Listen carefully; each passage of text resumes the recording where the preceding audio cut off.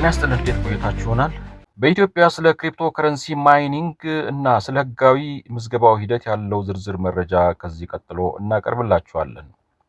ክሪፕቶ ከረንሲ ማይኒንግ ወይም ቁፋሮ ማለት ውስብስብ የሆኑ የሂሳብ ስሌቶችን በከፍተኛ የኮምፒውተር ኃይል በመፍታት አዳዲስ የዲጂታል ገንዘብ ክፍሎችን ወይም ለምሳሌ ቢትኮይን የማምረት ሂደት ነው። ይህ ሂደት እጅግ ከፍተኛ የሆነ የኤሌክትሪክ ኃይል የሚጠይቅ በመሆኑ ኢትዮጵያ ያላትን ታዳሽና ርካሽ የኃይል አቅርቦት በመጠቀም በዓለም አቀፍ ደረጃ ለማይኒንግ ተመራጭ ሀገር እየሆነች ትገኛለች። የኢትዮጵያ መንግስትም ይህንን እድል በመጠቀም የውጭ ምንዛሪ ለማግኘትና የቴክኖሎጂ ሽግግር ለመፍጠር በማለም ዘርፉን በህግ ማዕቀፍ ውስጥ እንዲንቀሳቀስ ፈቅዷል። የማይኒንግ ስራን በኢትዮጵያ ውስጥ ህጋዊ መንገድ ለመጀመር የመጀመሪያውና ዋናው እርምጃ በኢንፎርሜሽን መረብ ደህንነት አስተዳደር ኢንሳ ዘንድ ተመዝግቦ የስራ ፍቃድ ማግኘት ነው። ማንኛውም በዚህ ዘርፍ ላይ ለመሰማራት የሚፈልግ ግለሰብም ሆነ ድርጅት የሚጠቀምባቸውን የኮምፒውተር መሳሪያዎች፣ አሲክ ማይነርስ አይነትና ብዛት፣ የሚጠቀመውን የኤሌክትሪክ ኃይል መጠን እንዲሁም የሥራ ቦታውን ለደህንነት መስሪያ ቤቱ ማሳወቅና ማስመዝገብ ይኖርበታል።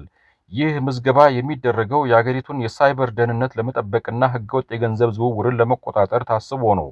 ከምዝገባው በተጨማሪ ማይኒንግ ከፍተኛ የኤሌክትሪክ ኃይል ስለሚፈልግ ከኢትዮጵያ ኤሌክትሪክ ኃይል ጋር ልዩ የኃይል አቅርቦት ስምምነት ማድረግ ያስፈልጋል።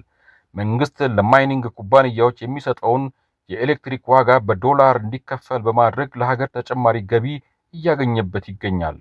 በአሁኑ ወቅት በአዲስ አበባ ዙሪያና በተለያዩ ክልሎች ግዙፍ የዳታ ማዕከላት የተገነቡት በዚህ ህጋዊ አሰራር መሰረት ሲሆን ይህም ኢትዮጵያን በአፍሪካ የክሪፕቶ ማይኒንግ መሪ ሀገር እንድትሆን እያደረጋት ነው።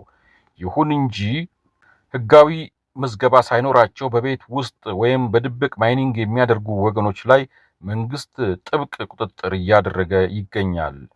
ያለ ፈቃድ የሚገቡ የማዕድን ቁፋሮ መሳሪያዎች በጉምሩክ ሊወረሱ የሚችሉ ሲሆን ስራውም በህግ ሊያስጠይቅ ይችላል።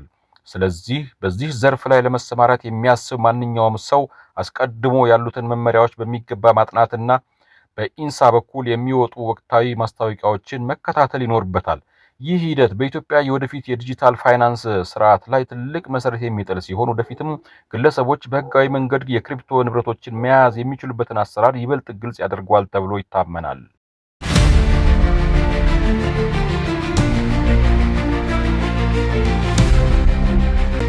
ከዚሁ ከክሪፕቶ ከረንሲ፣ ከዳታ ማይኒንግ፣ ከዲጂታል ከረንሲ ጋር በተያያዘ ሌሎች ጠቃሚ መረጃዎችም አሉ። እንዴት ነው ሊሰራበት የሚችለው? እንዴት ነው አዋጭ ቢዝነስ ሆኖ ልንሳተፍበት የምንችለው የሚለውን በሌሎች ቀጣይ ዝግጅቶች ለመዳሰስ ሞክራለሁ። ለዛሬው ግን እዚህ ላይ እናጠናቅቃለን። ሰብስክራይብ፣ ላይክ፣ ሼር አድርጉ። አመሰግናለሁ።